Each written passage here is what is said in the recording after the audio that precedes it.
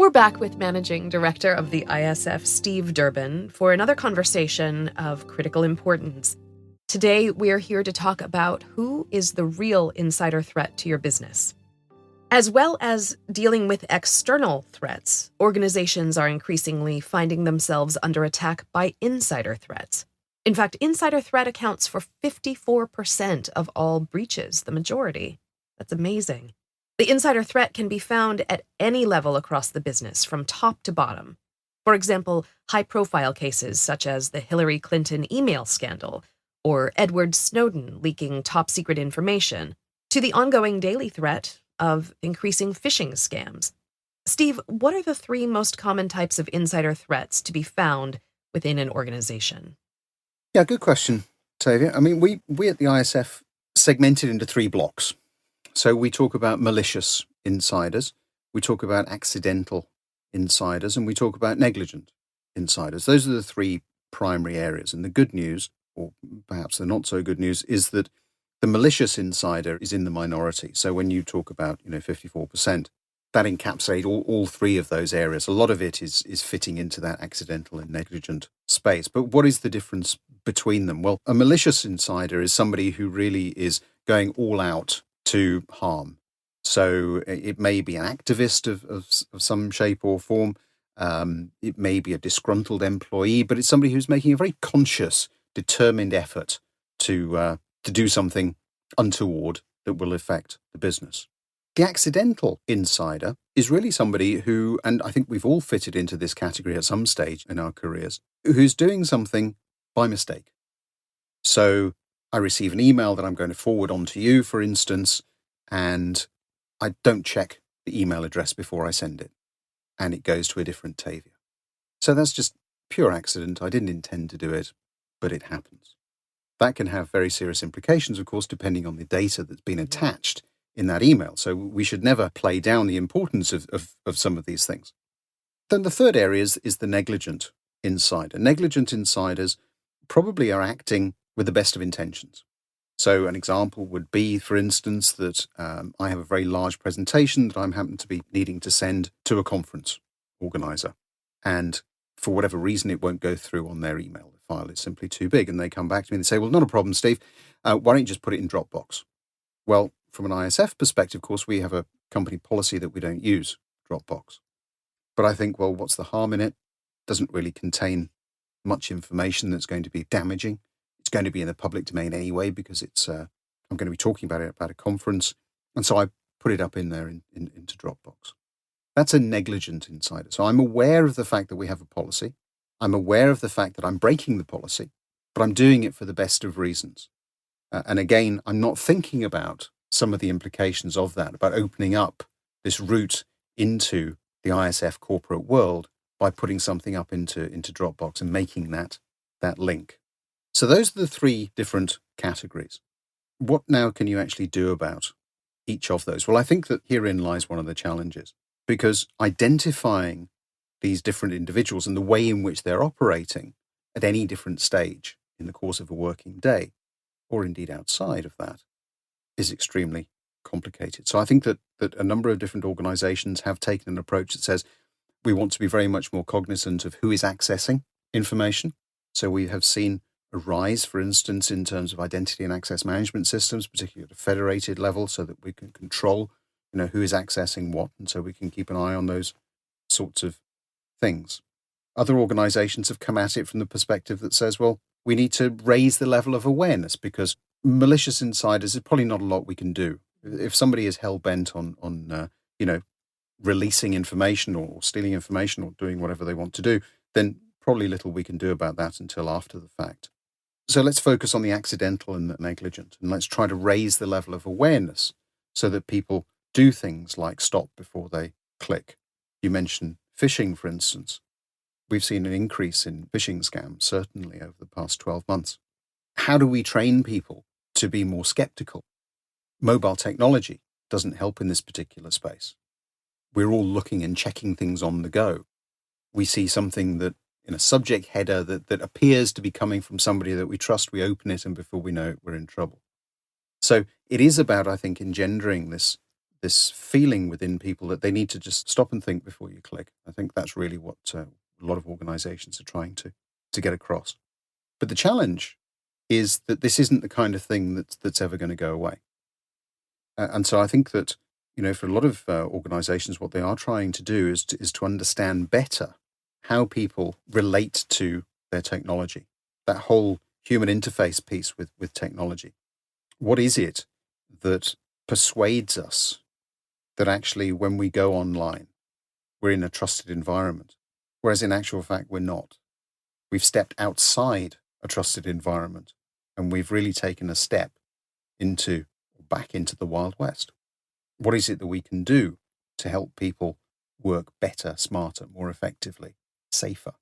And some of the ones that I personally prefer are those that focus on life outside of the corporate environment. It's about how you can help people to be safer at home.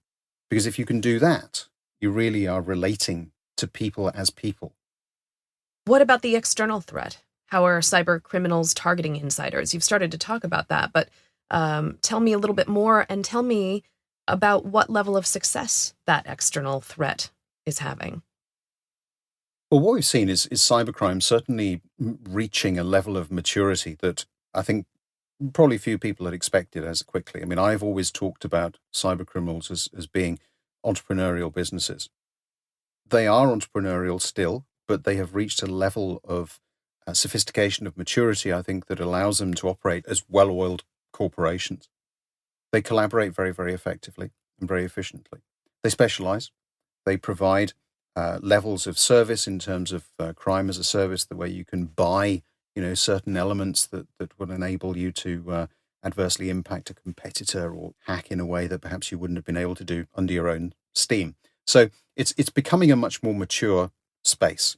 From a revenue standpoint, certainly it is outgrowing drugs worldwide. So it's a major issue. There are a lot of different areas as well where cyber criminals are able to extract information from which they can add or make significant gain. Personal information is one element of that. Medical information is an area that is being particularly targeted at the moment. That has immense value. For me, anyway, medical information is probably the last bastion of privacy. We're probably as individuals quite happy to have, and I'm using happy in inverted commas, quite happy to have some of our information stolen or used. But medical information, that still holds a very special part, I think, for in most people's lives. It's some of the most intimate. But with medical information, of course, if you steal that, you're able to gain access to a whole range of other things as well, because it will always come with things like social security numbers. It will always come with personal identifiers, and it will always have a value because of that. So we're starting to see from a cybercrime standpoint lots of different areas of opportunity that are increasing. And let's face it, there is a very low barrier to entry for a cyber criminal. Is there an insider threat that can come from a privileged insider who might be coerced into giving up the crown jewels? Is that something to be aware of? Yeah, increasingly, I think people are becoming more and more concerned about this. Privileged insiders aren't just people that we would perhaps immediately think of. So it isn't just the CEO, it's not the CFO. It can be the CEO or CFO's assistant. It could be the person who's got admin rights for a set of systems. That's what we mean by privileged. It's a user that has access, quite rightly, to information that is very, very important for the purpose of going about doing their job. And so we are seeing some of those individuals being targeted, certainly from a phishing perspective. I think that there is also concern that at some point, and we talk about this in some of our Threat Horizon work, that at some point those privileged insiders will also be targeted and persuaded in much the same way as the traditional bank manager might have been, whose family was kidnapped and held to ransom, that kind of thing. So there is some concern that we might see some of that coming about as well. My own view is that we'll continue to see much more targeted spear phishing in that particular area with those privileged insiders, because that's the easy piece. And I think that certainly, organizations need to be focusing training and raising the level of awareness of those. But again, it comes back to, how do we determine what's important to us as a business? How do we identify those assets? How do we make sure that both the technological elements and the people elements are working together in this particular area to protect not just the corporate asset, but also the individual from pressing the wrong button. If you put all of that into the mix, the challenge really for organizations and for individuals is how do we get smarter at protecting things? How do we become much more aware of the way in which some fairly innocuous, some would say, information, like our pet dachshund's name, might be used? And how do we restrict the way in which perhaps we share that? And how do we increase the level of protection? And that sounds, I think, to a number of people to be a very miserable way of living. But actually, I think that increasingly we will become more accustomed to it. It will become second nature. And unfortunately, my own view is that that is just the way that it is. If we're going to increase our reliance and dependence on technology, we have to understand that we're using technology to store information that has a value. And if something has a value, people will always want to get access to it or indeed steal it. Many organizations still think the way to tackle this is through good old-fashioned awareness training, but I think it's becoming clear that that no longer works. How could it work when we have a new generation workforce, increased remote working, use of smartphones, business/personal on the same device, the introduction of artificial intelligence, all of these complicated matters? So how do organizations go about fixing the problem? I think in two ways. I think that an organization has to focus on the basics within the enterprise. So it is about making sure that you've got the basic security, that you are regularly updating not just your corporate systems, but that you're also reminding your users to update their personal systems, mobile phones, for instance, and so on. So a real function on the basics. Let's try and get that done. And a lot of breaches that take place come about because the basics are not being done. The second element really is in that people awareness piece. And I increasingly refer to it as education rather than anything else. You cannot force people to do things, certainly not when it comes to cybersecurity and cyber hygiene. So you have to educate them. You have to sell. You have to understand the way in which they work with their technology. And if you just think about those things for a moment, that requires a whole different range of soft skills that perhaps security people don't have. And so the job then isn't fairly and squarely in the realm of security. It's about how security can provide some of the insight to people who are better placed to educate end users. I'm thinking in particular of people in perhaps an HR function, in a training function. I'm thinking of line managers. Everybody has to be on the same page. It's no good if your line manager doesn't password protect his or her laptop, for instance.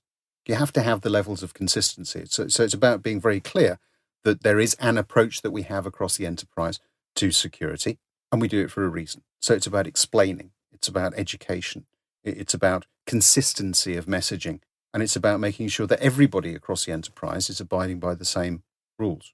And I think if we can start to do that, then we're starting to make progress in this particular area. But we shouldn't imagine that this is, again, some short-term program that we can fund and then breathe a sigh of relief because we've done it. It doesn't work like that.